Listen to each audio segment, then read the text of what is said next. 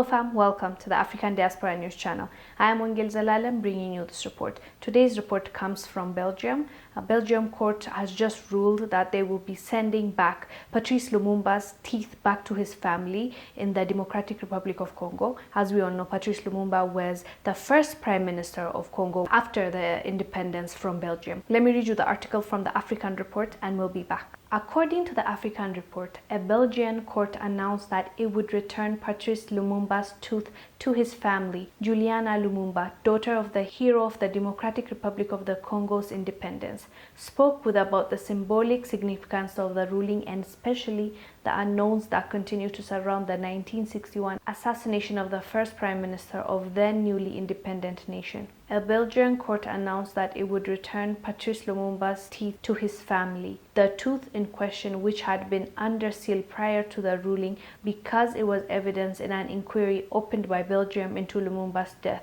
It is the only known remain of the leader who is still regarded to this day as the hero of the country's independence. The short-lived Prime Minister of the Democratic Republic of the Congo, which had just gained its independence in 1960, known for his famous Independence Day speech, was overthrown and arrested a few months later. On 17 January 1961, Lumumba was tortured under the supervision of Belgian officers before being executed under circumstances which 60 years on have yet to come to light. His body was never found. In a television documentary from 2000, the Belgian police commissioner Gerard Sauté recounted how he had dismembered the former prime minister's body and then dissolved the remains in acid.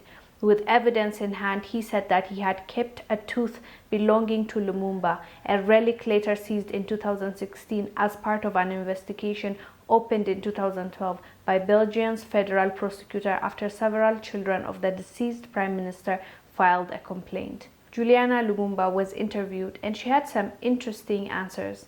She was asked, "How did you react when you learned that a Belgian court had ruled to return the relic seized in 2016 to your family?" She answered, "It's a major victory and truly satisfying to know that 60 years later my father's remains will be returned to his home country. That will finally be able to give him a proper burial in the land of his ancestors, and that we, the Congolese people, will be able to pay our respects to him.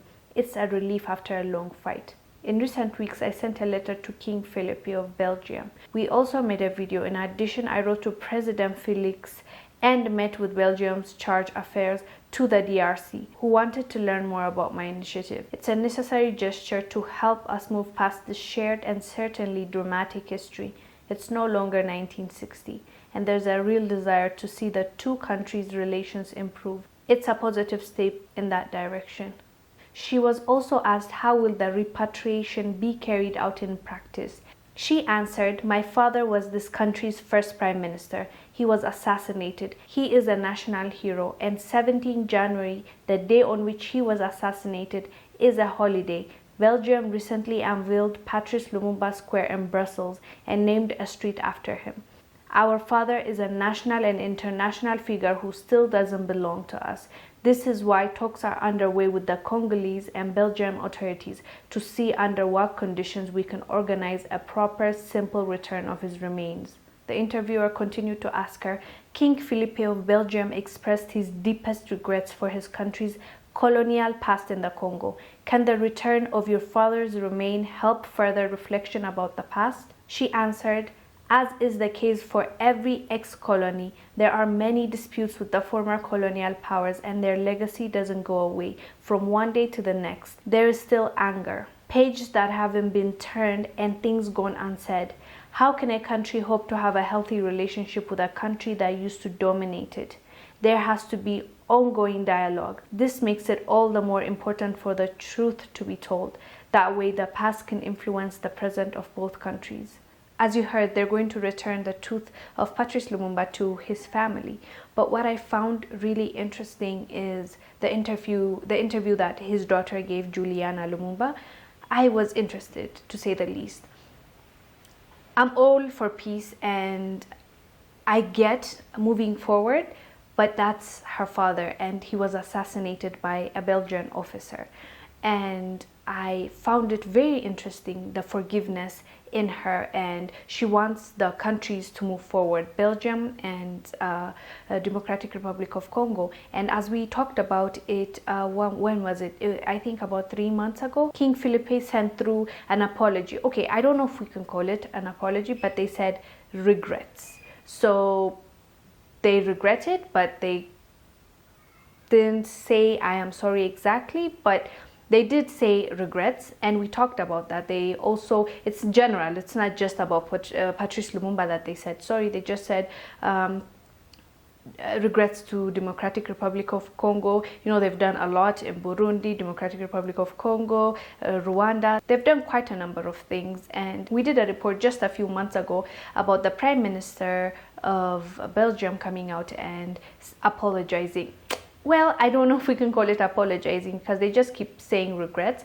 But anyways, after that, after they have accepted it, what they apologize for is actually not the 10 million plus Africans, especially from Congo, the people that died, that were massacred. It's for those people that lost their kids, the kids that were taken away from their mothers because of Belgium men sleeping with the Congolese women, and once they give birth, they don't want those mixed kids to be seen, so they take them away and send them off somewhere else, and they are raised in Catholic church. So that's how they handled it.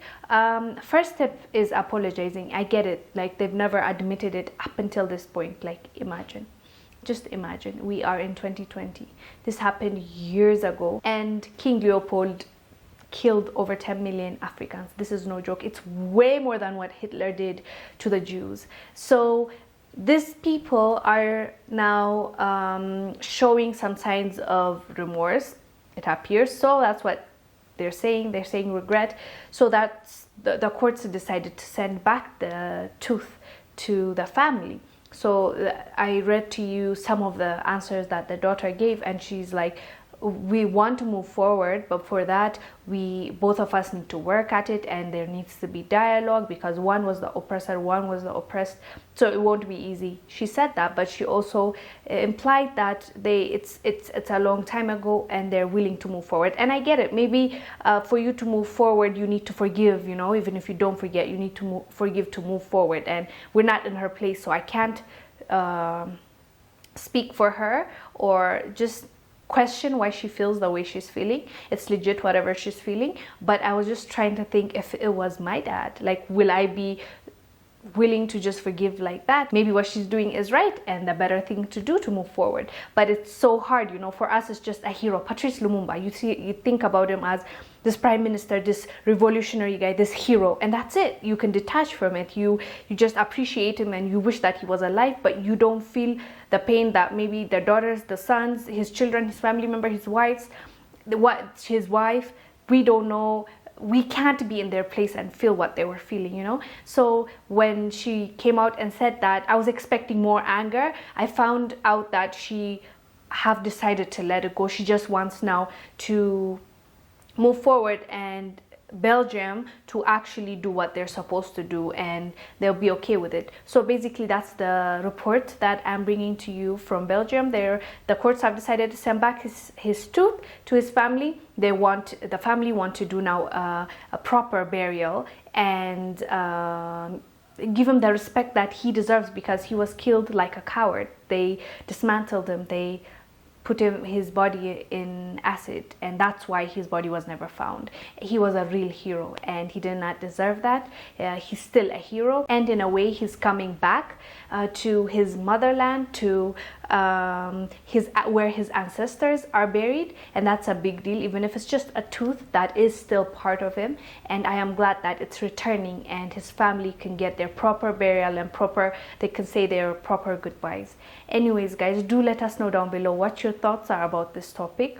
I am Wongel Zelalem bringing you this report. I will see you on the next one. Bye.